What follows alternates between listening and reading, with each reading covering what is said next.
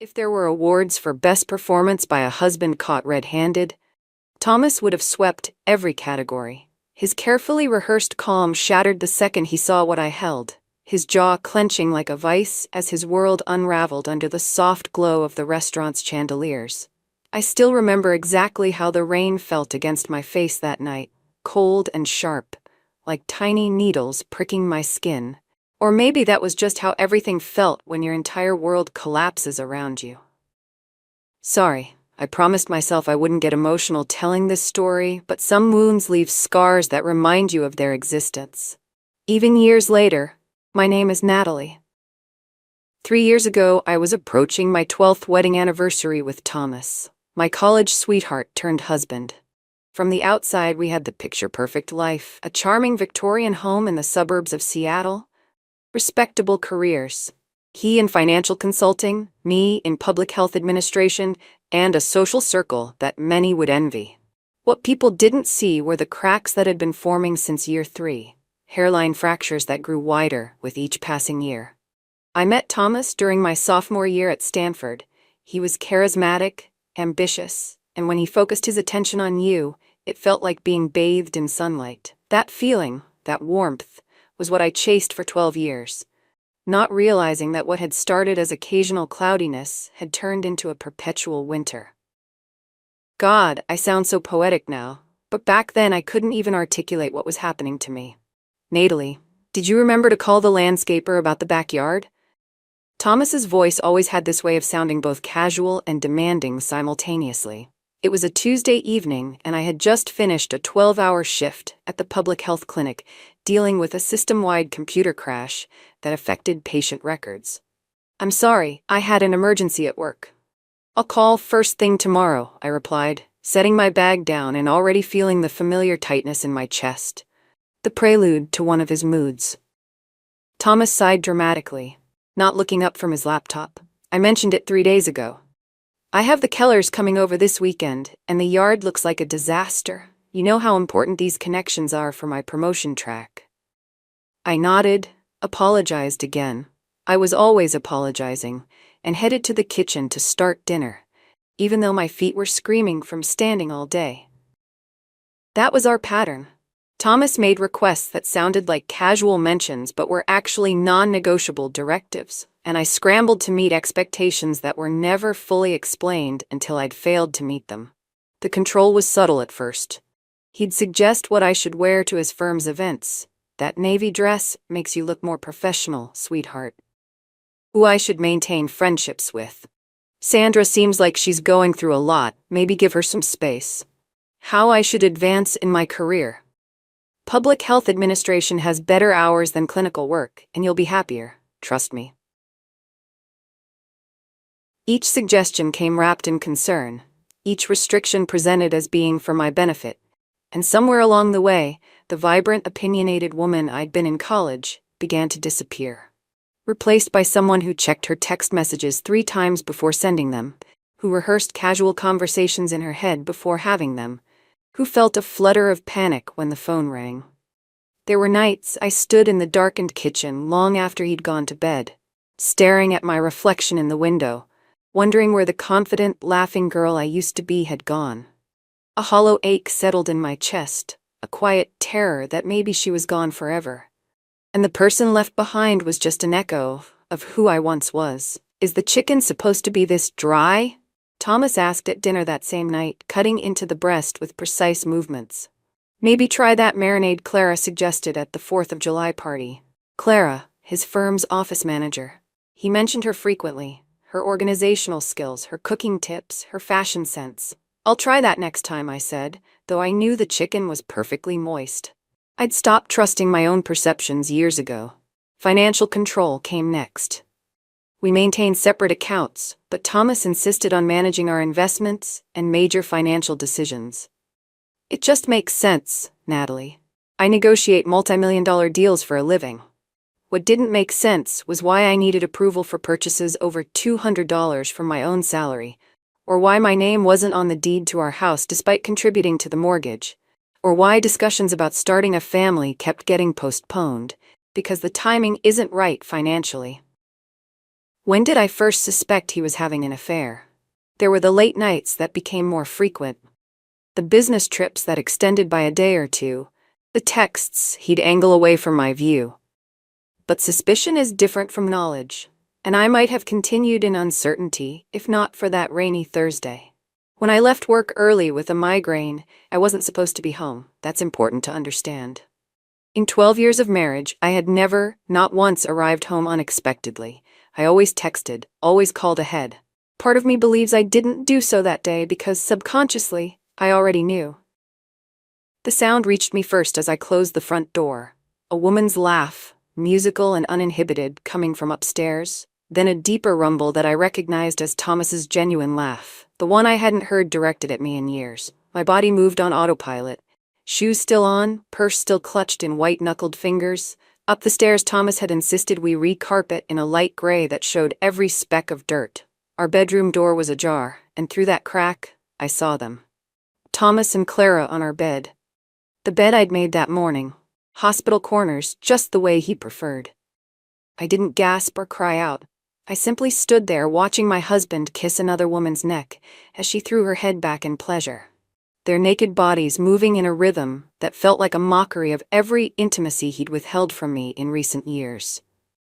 I backed away silently, descended the stairs, and walked straight out the front door.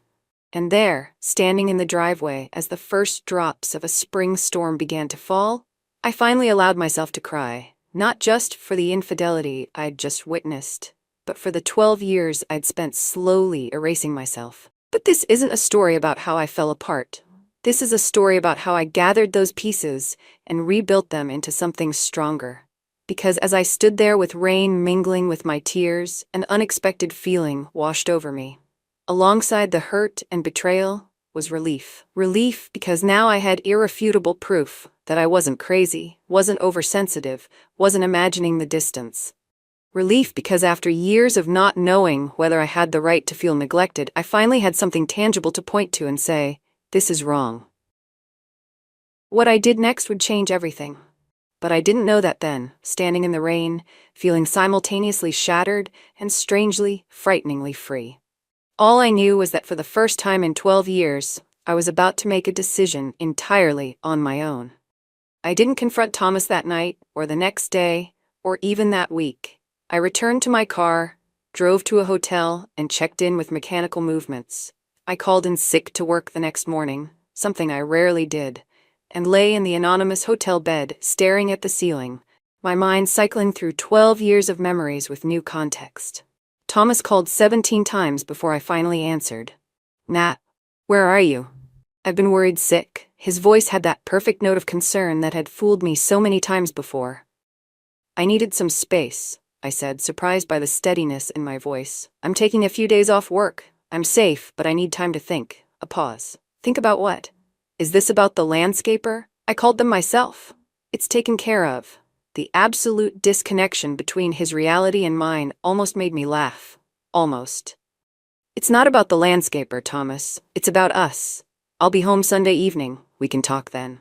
He tried to press for more information, but I held firm, another first, and ended the call.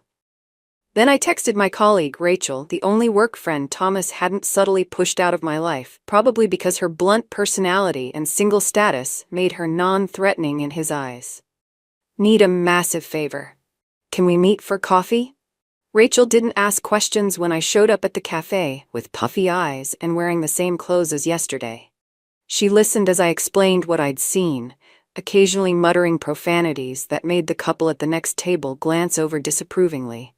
I knew he was controlling, but cheating too? "What are you going to do?" "Please tell me you're leaving him." Was I? The question hung in the air. 12 years is a long time to disentangle, especially when you've been systematically isolated from friends, when your financial independence has been compromised, when your confidence has been eroded to the point where decisions feel overwhelming. "I don't know yet," I admitted, "but I need somewhere to stay for a few days while I figure it out." Rachel immediately offered her spare room. "Stay as long as you need, and Natalie, you're stronger than you think." I wasn't sure I believed her, but I nodded anyway. The next 3 days were spent in a haze of practical activity that somehow kept the emotional tsunami at bay. But every time I reached for my purse to withdraw cash or sign the paperwork with the lawyer, a sick, twisting feeling settled in my stomach. I felt like I was sneaking around, like I was the one betraying him, even though he was the one who had lied and cheated. I kept glancing over my shoulder, irrationally convinced Thomas would appear out of nowhere, catch me, and strip away the fragile courage I was trying to build. The fear of being discovered made every small task feel dangerous, like I was learning to walk a tightrope without a net. But in the quiet moments, like brushing my teeth in Rachel's guest bathroom or lying awake in the unfamiliar bed, the weight of it all crashed over me in waves. I felt terrified and numb at the same time, haunted by memories of every apology I'd made for him, every time I convinced myself things weren't as bad as they felt. I kept replaying our life together, realizing how small I had allowed myself to become and how far I was from the woman I once believed I could be. I visited an ATM and withdrew the maximum daily amount from my personal account, repeating this process for 3 consecutive days. I contacted a lawyer friend of Rachel's who specialized in divorce, explaining my situation in a 2-hour consultation that left me both drained and strangely empowered. Financial abuse is still abuse, Natalie, she told me, her eyes kind but firm, and there's a clear pattern of psychological control.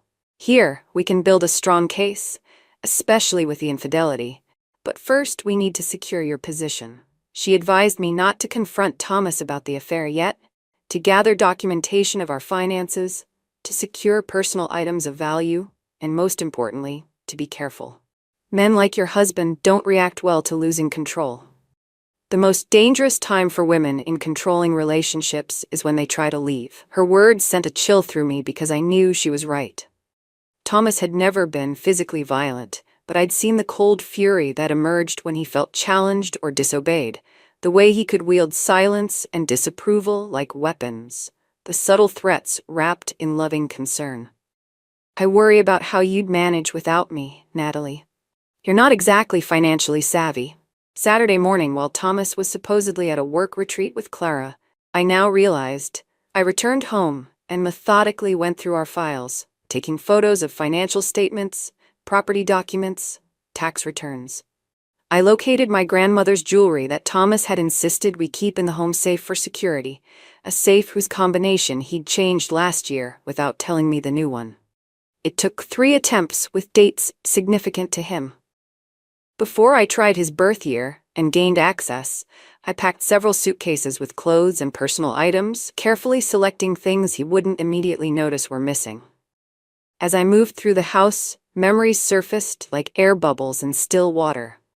Thomas criticizing my cooking in front of dinner guests while they looked embarrassed for me. Thomas explaining my own job to me at a public health fundraiser. Thomas canceling our anniversary dinner because a client called, only to come home smelling faintly of perfume that wasn't mine. The most disturbing discovery came when I checked his home office computer. Thomas was methodical about password protection, but he also believed I was too technologically inept to pose any threat. The password to his personal laptop was the same one he'd used for years, his college soccer jersey number, followed by his initials. Inside, I found not only explicit emails between him and Clara, dating back over 2 years, but also a folder containing detailed records of my spending, my work schedule, even logs of my phone calls and texts that he'd somehow obtained access to. The level of surveillance shocked me, even after years of control. This wasn't just a controlling husband. This was someone who viewed me as property to be monitored and managed.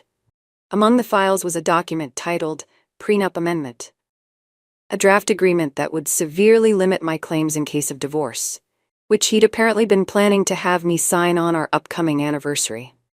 I forwarded everything to my secure email, then carefully returned the computer to exactly the state I'd found it in.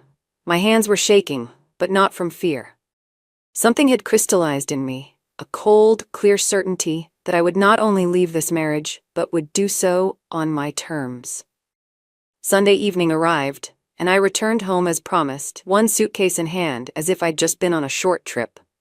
Thomas was waiting in the living room, his face set in an expression of practiced concern.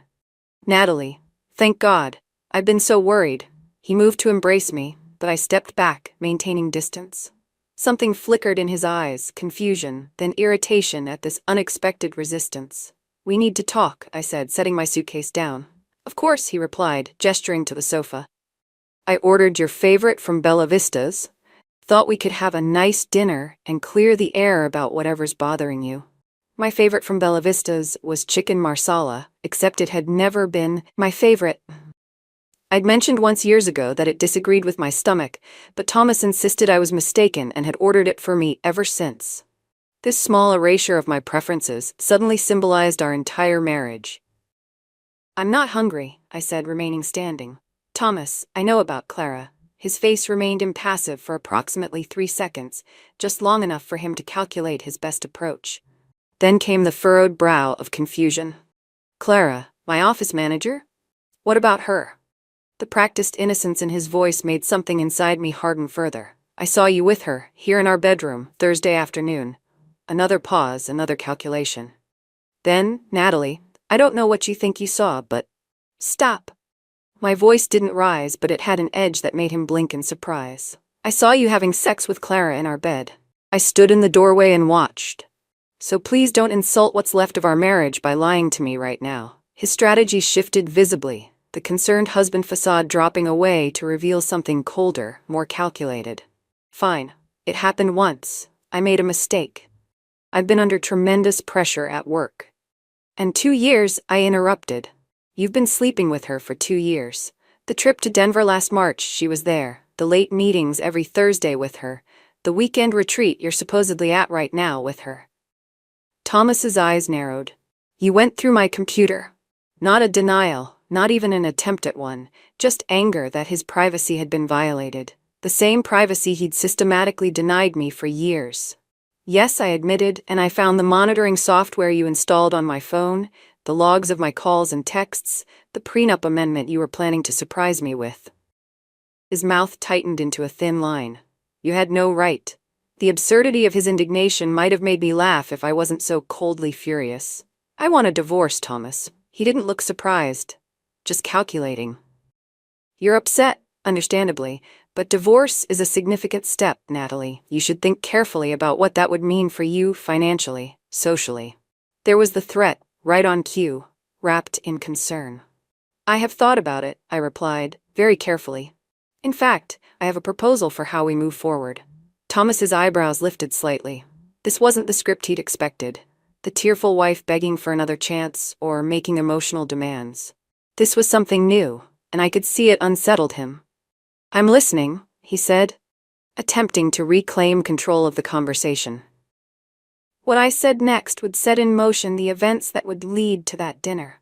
The one that started with my tears and ended with something very different. But as I looked at my husband of 12 years, I realized I was already seeing him differently. Not as the powerful figure who had dominated my life, but as a small, insecure man whose power existed only because I had given it to him. "Let's have dinner," I said, my voice steady. "Not tonight. Next Friday. There's a restaurant I'd like to go to. We can discuss terms then." "Terms?" Thomas looked both wary and slightly amused, as if my attempt at negotiation was cute but ultimately futile. "Yes, terms," I repeated. "Oh, and Thomas, I think Clara should join us." His face registered genuine shock for the first time in our conversation. "You can't be serious." I picked up my suitcase, prepared to leave again. "Perfectly serious. The 3 of us. Next Friday? 7 p.m. I'll text you the details. And if I refuse this unusual request," I met his gaze directly, "then my lawyer contacts you Monday morning and things become much less amicable." As I turned to leave, he called after me. "Where are you going? This is your home too." I paused at the door. "No, Thomas, it hasn't been my home for a very long time." The look of confused anger on his face as I walked out would once have set me spiraling into apologies and concessions. Now it felt like the first real victory I'd had in years. I spent the next 5 days executing the plan I'd developed during those quiet hours in Rachel's spare bedroom. It wasn't just about leaving Thomas. It was about reclaiming everything he'd taken from me, piece by carefully orchestrated piece. My first stop Monday morning was the bank. I opened a new account at a different institution, transferring a portion of my salary there. Not enough to alert Thomas, but enough to build a financial cushion. The bank manager looked concerned when I explained I needed an account my husband couldn't access. "Ma'am, is everything okay at home?" she asked quietly. The genuine concern in her eyes nearly broke my carefully maintained composure. How long had it been since someone had actually worried about my well-being, rather than how my actions might affect them? "It will be," I answered, surprising myself with my certainty. Next, I contacted Thomas's mother, Eleanor. Despite his controlling nature, Thomas maintained the appearance of being a devoted family man, and his relationship with his widowed mother was something he took pride in. Eleanor had always been kind to me, if somewhat distant, and I had often suspected she saw more than she let on. "Natalie, what a lovely surprise." Her voice carried the slight southern accent she'd never lost, despite decades in the Pacific Northwest. "Thomas mentioned you were taking some time away. Did he happen to mention why?" I asked carefully. A pause. "No, dear, he didn't. But I've raised one man and been married to another. I know when they're not telling the whole truth." That opening was all I needed. I didn't share everything, just enough for her to understand the marriage was ending and why. I also extended an invitation. "I've arranged a dinner this Friday at Bella Vista's. Thomas will be there and, well, there's someone else he's been involved with who will be attending. I'd very much appreciate if you could join us." "A confrontation dinner?" Eleanor sounded more intrigued than disapproving. "That doesn't sound like the Natalie I know." "I'm not the Natalie you know anymore," I replied. I'm not sure I ever was. As I ended the call, a hot wave of shame crawled up my neck. Was I really inviting people to witness the implosion of my marriage like it was some twisted show? What if they thought I was vindictive or unhinged? What if they left the dinner thinking Thomas had been right about me all along? That I was dramatic, unstable, impossible to please? The doubts nipped at me like cold rain. Even as I forced myself to keep moving. Another pause. Then, what time should I arrive? Similar conversations followed with Thomas's sister, Marissa, who had always treated me with thinly veiled condescension, mirroring her brother's attitude that I was somehow beneath them intellectually. I also reached out to my own sister, Lila, who'd gradually been pushed to the periphery of my life through Thomas's subtle criticisms and scheduling conflicts. "Jesus, Natalie," Lila exclaimed after I explained the situation. "I knew something was off, but I had no idea it was this bad. Why didn't you tell me?" The question stung because it highlighted how effectively Thomas had isolated me. He made me believe I was the problem. I admitted that my perceptions were wrong, that I was lucky to have him. "That absolute bastard," Lila muttered. "I've always thought there was something off about him, but you seemed so determined to make it work." "Wait, did you say you invited his mistress to this dinner too?" "Yes. Bold, potentially messy. I'm absolutely in."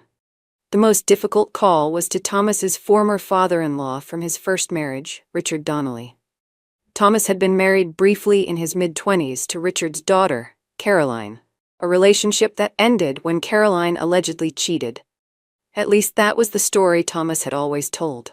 They'd maintained a cordial relationship over the years, with Richard occasionally referring clients to Thomas's firm. I'd met Richard only twice at firm events, but remembered him as a dignified, older man who treated Thomas with respectful caution. Finding his contact information required some digging, and I wasn't sure he'd even remember me. "Miss Caldwell?" "Yes, of course I remember you. Thomas's wife." His voice was formal, but not unfriendly. "What can I do for you?"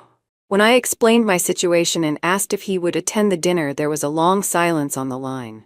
"You know, Miss Caldwell, Caroline never cheated on Thomas." The words hung in the air between us, confirming a suspicion I'd harbored for years. "I didn't think she had," I replied softly. "She left because of behaviors very similar to what you're describing. The control, the gaslighting, the isolation. I watched my daughter disappear into that marriage, and was thankful every day when she found the strength to leave it." Another pause. "I'll be at your dinner, Miss Caldwell, and I'll bring the documentation we gathered during their divorce that Thomas was so eager to have sealed by the court." The final piece involved Clara herself. I briefly considered confronting her directly, but decided on a different approach. Through Rachel's network at the clinic, I located a nurse who had previously worked with Clara's mother. A few discreet questions revealed that Mrs. Monroe was extremely traditional and had been loudly proud of her daughter's recent promotion at a prestigious consulting firm. A promotion I now understood had likely been influenced by her relationship with Thomas. I sent a formal invitation to Mrs. Monroe, explaining that the firm was hosting a special dinner to recognize Clara's contributions and that family members were welcome. I knew it was manipulative, but after discovering the extent of Thomas and Clara's deception, not just the affair, but the way they'd laughed about me in their emails, calling me the obedient wife and joking about how oblivious I was, my capacity for guilt had significantly diminished. The restaurant Bella Vista was selected with purpose. It was upscale enough that Thomas wouldn't balk at the location, private enough to avoid immediate public scandal, and most importantly, owned by the brother of a patient whose insurance appeal I'd personally fought for last year. Xavier Lucen had offered me a standing anything you need after I secured coverage for his brother's experimental treatment. I was finally collecting a private room for 12, absolute discretion, and I'll need control over the seating arrangement, I explained to Xavier over the phone. Consider it done, he replied without hesitation, and Natalie, whatever this is about, good luck. By Thursday, all the pieces were in place. Thomas had reluctantly agreed to the dinner, clearly believing it was some misguided attempt at public reconciliation, or perhaps a purposely uncomfortable but ultimately brief meeting before proceeding with a quiet divorce. Clara had also confirmed, likely expecting an emotional confrontation she could weather with Thomas's support before they continued their relationship openly. Neither had any idea who else would be attending or what evidence I had prepared to share. The night before the dinner, I sat in Rachel's apartment reviewing the folders I'd prepared. One contained financial records showing how Thomas had systematically diverted joint funds into accounts under his name only. Another held the surveillance logs he'd kept of my activities. A third contained the explicit communications between him and Clara, including messages planning their future after I was out of the picture. Most damning was the folder Richard had provided, court transcripts from Thomas's first divorce, showing a pattern of emotional abuse and control that mirrored my own experience with chilling accuracy. "Are you sure you want to go through with this?" Rachel asked, watching me organize the materials. "It's going to be incredibly intense." I looked up from the papers, feeling strangely calm. I spent 12 years being afraid of his reactions, his judgment, his disapproval. I'm not afraid anymore. Still, a public confrontation? It's not about public humiliation, I explained, though that would certainly be a side effect. It's about making it impossible for him to control the narrative. If I confronted him privately, he'd twist everything, make me doubt myself again, and then tell everyone his version of events. This way, everything is witnessed. Everything is out in the open. Rachel nodded slowly. Just be prepared for him to fight back. Men like Thomas don't go down easily. I know, I said, closing the last folder. That's what I'm counting on. Friday evening arrived with a clarity I hadn't experienced in years. I dressed carefully in a deep blue dress I'd purchased for the occasion, not one Thomas had selected or approved. I styled my hair the way I preferred, not the way he insisted suited me better. I even wore the red lipstick he'd always claimed was too harsh for my complexion. As I applied the final touches, I caught my reflection in the mirror and paused. The woman looking back at me wasn't the frightened, diminished person I'd been 2 weeks ago. There was strength in her eyes, determination in the set of her shoulders. I barely recognized myself, yet I felt more genuine than I had in 12 years. I arrived at Bella Vista 30 minutes early to ensure everything was arranged properly. Xavier greeted me personally, leading me to the private dining room where a horseshoe-shaped table was set up exactly as I'd requested. "The guests will be directed here as they arrive," he explained, "and I've instructed the staff about the serving schedule you requested." "Thank you, Xavier." I placed my folders at my seat at the center of the horseshoe. "One more thing. Regardless of how this evening goes, no one is to be asked to leave unless I specifically request it."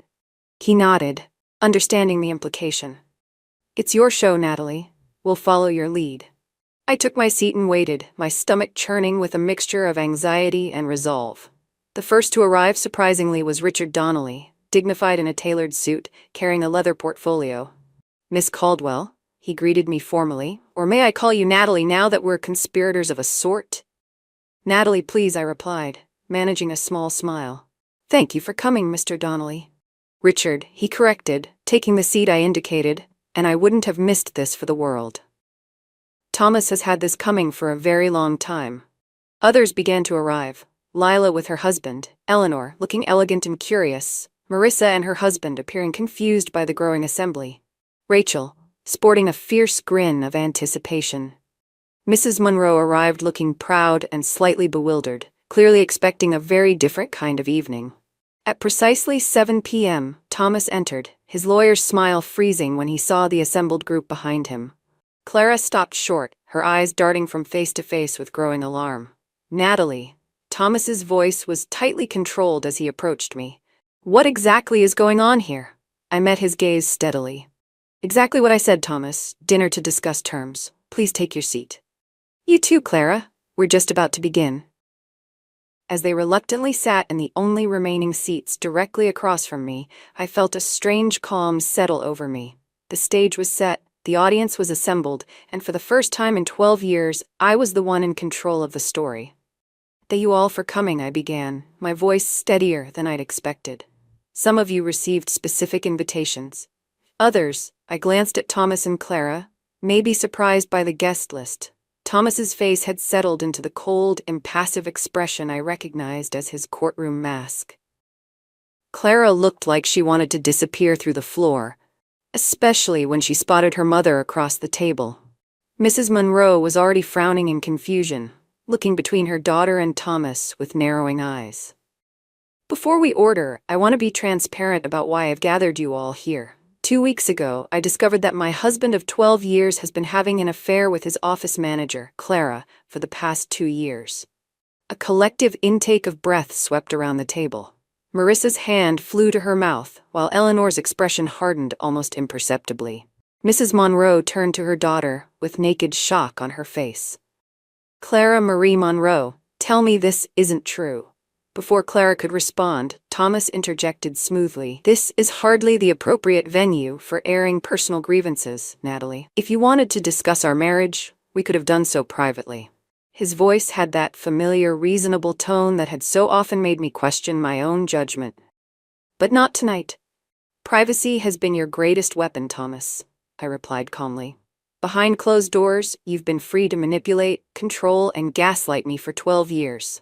Tonight, we're going to have an honest conversation. With witnesses." I opened the first folder and passed copies of its contents around the table. "Let's start with the financial situation. Thomas has systematically diverted funds from our joint accounts into private accounts under his name only. He's removed my name from property documents we both paid for, including our home, and he's been preparing documents to significantly reduce my claim to our marital assets in the event of divorce."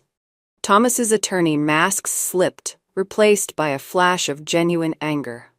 "These are private financial matters that show a clear pattern of financial abuse," Richard Donnelly interrupted, speaking for the first time. "A pattern I recognize all too well from your first marriage, Thomas." Thomas's head whipped toward Richard. "What the hell are you doing here?" "Supporting Natalie," Richard replied evenly, "just as I wish someone had supported Caroline when she was married to you." I nodded gratefully to Richard before continuing. "Next, I'd like to address the matter of surveillance." I distributed the second folder.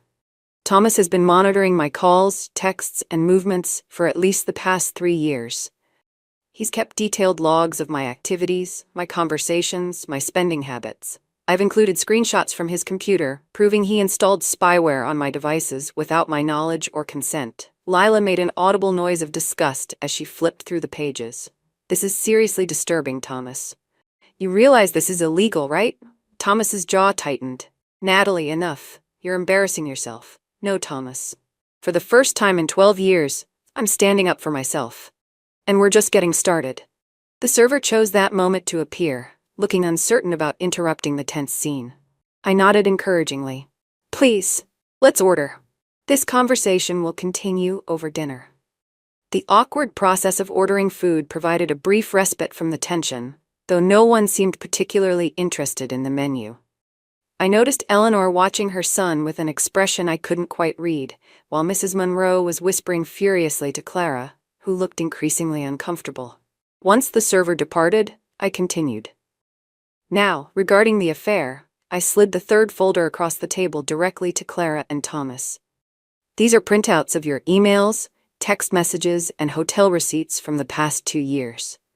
I've been selective about which ones to share with the group, but you might want to review what I've included. As they frantically flipped through the pages, their faces drained of color. I'd included enough explicit content to make it undeniable, but had carefully chosen messages that revealed the truth of their relationship without being unnecessarily graphic. There are several messages where you both discuss me, I continued. Particularly interesting are the ones where you joke about how oblivious I am, where you call me the obedient wife, where you plan weekends together while Thomas tells me he's at business conferences. Clara looked up, actual tears in her eyes. For a brief moment, I saw sheer panic and shame flash across her face, a look that told me she was realizing not only what she'd done, but how exposed she was now. That tiny flicker of fear in her eyes ignited something fierce inside me. A quiet, fierce certainty that I was no longer the one on the defensive. Natalie, I don't. I cut her off. Don't pretend you didn't know he was married. Don't pretend you had any concern for me as a person. Your messages make it very clear how you both viewed me. Thomas finally broke his silence, his voice low and dangerous. Is this your idea of negotiating divorce terms? Public humiliation? Because I can promise you, if you pursue this vindictive path, you will regret it financially. Richard Donnelly cleared his throat. That brings us rather neatly to my contribution. He opened his portfolio and extracted several official-looking documents. These are the sealed records from your divorce proceedings with Caroline. The judge allowed them to be sealed as part of the settlement, but as the father of the plaintiff, I retained copies. Thomas's face went from angry red to ashen in seconds. Those records are sealed by court order. You can't legally... I'm not publishing them, Richard interrupted. I'm showing them to a small group of concerned individuals in a private setting. There's case law to support this being perfectly legal, as your lawyer could confirm. Thomas's sister Marissa, who had been uncharacteristically quiet, finally spoke. What exactly is in those records? Richard met her gaze steadily. Documentation of emotional abuse, financial manipulation, and surveillance. A pattern remarkably similar to what Natalie has just described. Your brother didn't tell you why his first marriage really ended, did he? He preferred the narrative that Caroline cheated, when, in reality, she fled a controlling, psychologically abusive relationship. I watched as the realization dawned on Marissa's face, then Eleanor's. Thomas had maintained the facade of being the wronged party in his first marriage for so long that even his family had believed it. Thomas, is this true? Eleanor asked, her voice uncharacteristically small. Before he could answer, the first course arrived, creating another awkward pause in the confrontation. I noticed Mrs. Monroe was now sitting ramrod straight, her expression thunderous as she stared at her daughter. I think we could all use a moment to process, I suggested as the servers placed salads before each stunned guest. Please, let's eat. The absurdity of politely consuming salad in the midst of such a dramatic revelation might have been comical in other circumstances. I managed a few bites more to maintain the rhythm of the dinner than from any actual appetite.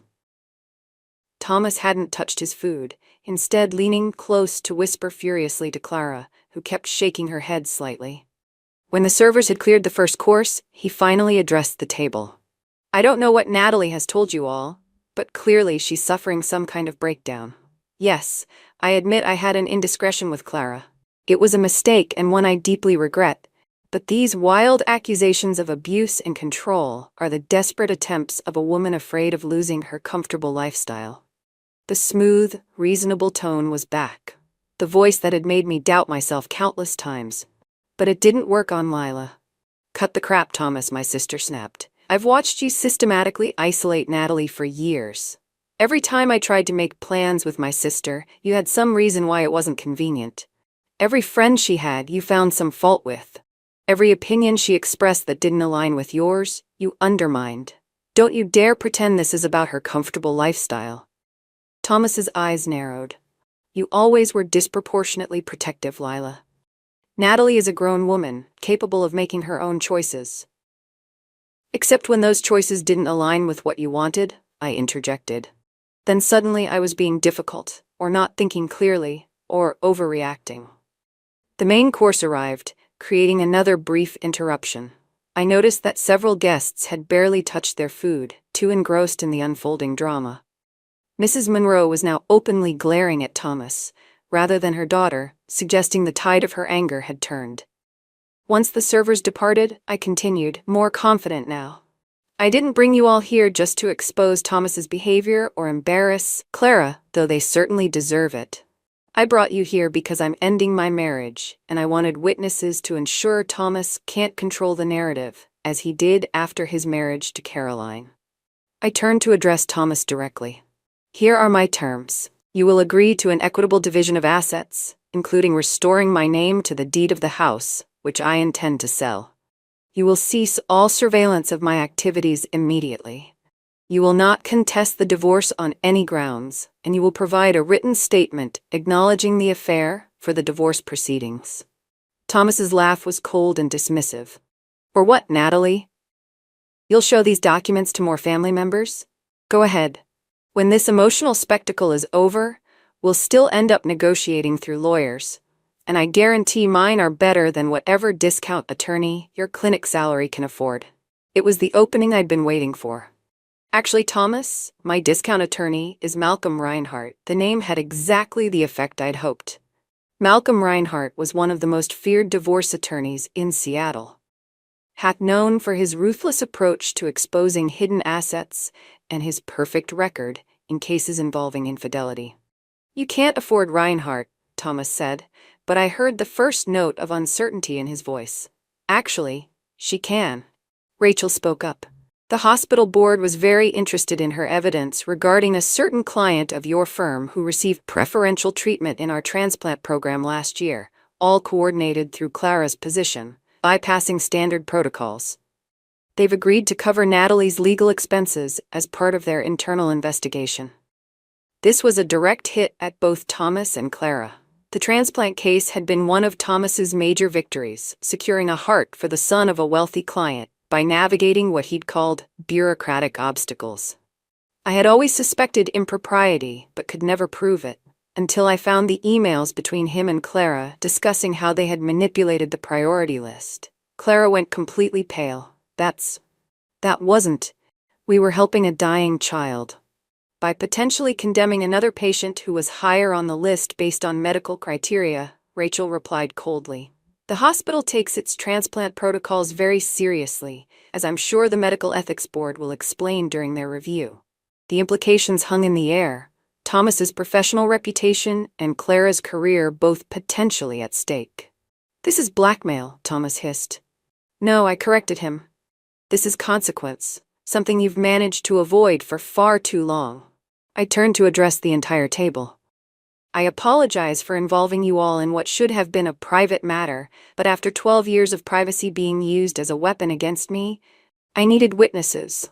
I needed people to know the truth, not just about the affair, but about who Thomas really is behind the successful consultant facade. Mrs. Monroe suddenly stood up, her napkin falling forgotten to the floor. Clara, we're leaving, now. She turned to me, her expression a complex mixture of anger, embarrassment, and reluctant respect. Miss Caldwell, I don't know what to say, except that I didn't raise my daughter to be the other woman. As they departed, Clara cast one desperate glance back at Thomas, who didn't even look at her. His focus was entirely on me, his expression cold but with something new in it that I'd rarely seen directed at me. Respect, however grudging. You've orchestrated quite a show, Natalie, he said quietly. I underestimated you. Yes, I agreed simply. You did. Dessert was served in an atmosphere of stunned silence. Thomas had excused himself shortly after Clara and her mother left, murmuring something about needing to make calls. He hadn't outright agreed to my terms, but the careful way he'd extracted himself without threats or bluster told me everything I needed to know. For perhaps the first time in our marriage, I had the upper hand, and he knew it. The remaining guests picked at their creme brulee and chocolate torte. Exchanging awkward glances, Eleanor finally broke the silence, addressing me directly across the table. I always sensed something wasn't right, she admitted, her southern accent more pronounced with emotion. The way Thomas spoke about you, the way you seemed to diminish when he entered a room. I should have said something. I shook my head gently. He wouldn't have let you see enough to be certain. He was too careful for that. Still, she persisted, a mother knows, or should know. She straightened her shoulders with unexpected resolve. I want you to understand, Natalie, that I will not take his side in this. What you've shown us tonight, it changes everything. Marissa nodded in agreement, though she looked shaken. I had no idea about Caroline. He always made it sound like, God, I've been awful to you sometimes, haven't I? Believing his version of everything. He's very convincing, I offered, not quite ready to absolve her completely, but acknowledging the complexity of the situation. Richard Donnelly cleared his throat. If I might make a suggestion, Natalie, when Thomas returns, and he will, once he's composed himself and formulated a strategy, don't engage further tonight. You've made your position clear, presented your evidence, and stated your terms. My experience with Thomas suggests he'll try to separate you from your supporters and regain control of the narrative. I agree, Lila said firmly. You've done what you came to do. Masterfully, I might add. Her proud smile warmed something in me that had been cold for too long. True to Richard's prediction, Thomas returned about 20 minutes later, his composure restored and a conciliatory expression carefully arranged on his face. Nat, I think we should continue this conversation privately, he began, standing beside the table rather than retaking his seat. Family dinner may not have been the best venue to address these issues. Actually, I think it was the perfect venue, I replied calmly. But you're right about one thing. We've said what needed to be said tonight. The rest can happen through our attorneys. A flash of irritation crossed his features before he masked it. You've always been emotional, Natalie. It's understandable, given the circumstances, but escalating to Reinhardt immediately seems unnecessarily adversarial. The surveillance of my activities was unnecessarily adversarial, Thomas. The diversion of joint funds was unnecessarily adversarial. The 2-year affair with your office manager was unnecessarily adversarial. I maintained eye contact, refusing to be the first to look away. I'm simply responding appropriately. I stood, gathering my folders. Thank you all for coming. Dinner has been paid for, including dessert, coffee, and drinks. If anyone would like to stay longer, I'll be leaving now. Thomas stepped toward me, lowering his voice. This isn't over, Natalie. You're right, I agreed, meeting his gaze steadily. The divorce proceedings haven't even started yet. As I moved to leave, Eleanor surprised everyone by standing and embracing me. I'm so sorry, dear, she whispered, and so proud of you for finding your strength. Lila stood next, as did Rachel, creating a protective formation around me as we moved toward the exit. Richard Donnelly fell into step alongside us, his presence adding a distinguished authority to our departure. Quite a remarkable woman you married, Thomas, Richard commented over his shoulder. Pity you never appreciated that until it was too late. The cool evening air hit my face as we stepped outside, and I took my first deep, unrestrained breath in what felt like years. My legs were trembling from the sustained tension, but I felt lighter than I had in memory. You did it, Lila said, squeezing my hand. I can't believe you actually pulled that off. Neither can I admitted. But it's just the beginning. That night was 3 years ago. The divorce was finalized 11 months later, and while it wasn't entirely smooth, Thomas fought the financial settlement until Malcolm Reinhardt presented evidence of hidden assets that could have triggered an IRS investigation. I ultimately received what I demanded that night at Bella Vista. The house was sold, and I used my portion to purchase a waterfront condo I'd chosen entirely on my own. The hospital ethics investigation into the transplant irregularity resulted in a formal censure for Thomas's firm and Clara's termination. Their relationship didn't survive. The professional fallout was swift. Last I heard, she'd moved to Chicago and was working in pharmaceutical sales. Thomas's career took a significant hit when several clients, including some referred by Richard Donnelly, took their business elsewhere. His carefully curated reputation for integrity couldn't withstand the behind-the-scenes revelations that circulated through Seattle's close-knit professional community. He wasn't disbarred, but his partnership track stalled indefinitely. As for me, I was promoted to Director of Patient Advocacy at the hospital last year, a position I might never have pursued while with Thomas, who had always subtly discouraged my career advancement as unnecessary stress. I reconnected with friends who had drifted away during my marriage and formed new relationships without continuously filtering them through someone else's approval. Rachel recently teased me about having dinner with an orthopedic surgeon who joined the hospital staff 6 months ago. "Look at you, building a life instead of hiding in one," she said. I'm not sure where that relationship will go, but for the first time in decades, I'm making that decision based solely on my own feelings. Sometimes I still wake up disoriented, momentarily expecting to hear Thomas's voice telling me I've slept too late or haven't prepared breakfast properly. The programming of 12 years doesn't disappear overnight, but those moments come less frequently. And when they do come, instead of spiraling into panic or self-doubt, I close my eyes and remind myself of the night I stood up for myself in front of everyone who mattered, and even those who didn't. I remind myself of the strength I found when I thought I had none left, of the quiet power that settled in my bones as I watched him realize he could no longer control me. Now, the night that started with my tears ended with something I hadn't fully experienced in my adult life. Freedom, not just from Thomas, but from the doubts he had systematically planted in my mind about my own worth, my own perceptions, my own right to exist as an autonomous person. That dinner at Bella Vista, with its precisely arranged seating chart and carefully timed revelations, was theatrical, perhaps even manipulative in its own way. But after 12 years of being manipulated in the shadows, I needed to bring everything into the light, where Thomas couldn't twist it, minimize it, or make me doubt what I knew to be true. People sometimes ask if I regret the public nature of the confrontation, if I wouldn't have preferred a more private resolution. I understand the question, but they don't understand what privacy meant in my marriage. Privacy was where Thomas thrived, where his control was absolute. The most healing thing I could do was to throw open all the windows and doors and let the fresh air in. So no, I don't regret the tears I shed that night.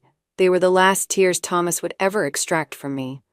And the dinner that began with those tears ended with the first steps toward reclaiming myself. A journey that continues imperfectly but joyfully every day. Dear friend, if there's one thing I've learned from this journey, it's that the walls we think protect us can just as easily become cages. The Stoics taught that while we can't control what happens around us, we can control how we respond, and that choosing courage over fear is an act of profound freedom. Tonight, I want you to remember, the strongest thing you can do is stand in your truth, even when your voice shakes. The hardest part is taking that first step, but once you do, every breath after feels lighter. You are braver than the doubts whispering in your mind, and your worth has never depended on someone else's approval. Live in the light you create for yourself. If this story moved you, please give it a like, share it with someone who needs to hear it, and subscribe to our channel for more powerful journeys of resilience and self-discovery. Your support means the world.